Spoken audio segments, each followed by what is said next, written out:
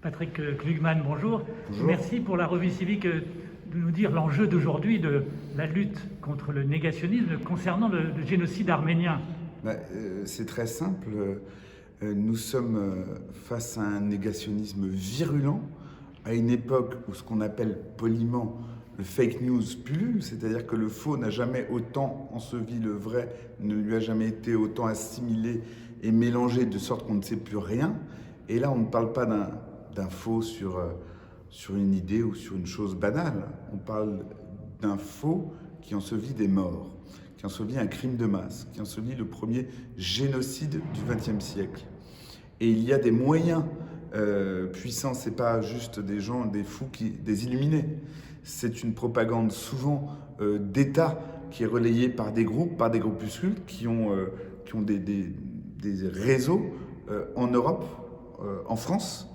Et donc il y a des réseaux extrêmement puissants. Et en face de ces réseaux puissants, il y a des gens qui sont désarmés. Je disais là, c'est le directeur du CCF, donc l'une des organisations arméniennes les plus importantes, qui comparaît en tant que prévenu, qui est attaqué quand il dénonce le négationnisme. Et c'est pour ça que cette situation, il convient de la faire cesser. Et il nous manque actuellement l'outil législatif. Et tant que le vrai est confondu avec le faux, tant que ce mensonge perdure, ce mensonge relayé, je le répète, par des moyens considérables, augmenté par le numérique, mais derrière avec des moyens d'État, des appuis d'État, que l'on trouve du côté de la Turquie évidemment, eh bien ça veut dire que la barbarie continue. La définition de la barbarie, c'est confondre le bourreau et sa victime, c'est confondre le faux et le mélanger avec le vrai. Et tant que c'est cela, le crime continue.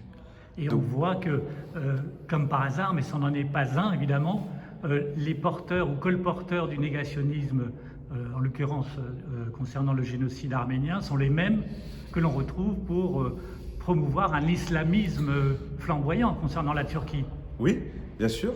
C'est parce que c'est un agenda politique convergent. Et tout cela, encore une fois, ne doit rien. C'est de la géopolitique associée au pire. Parce qu'encore une fois, on foule des cadavres. On nie leur existence. Donc nier un crime, c'est le perpétrer deux fois. Mais il y a derrière tout ça un agenda politique. Et il est convergent avec une forme de l'islamisme, évidemment. Évidemment.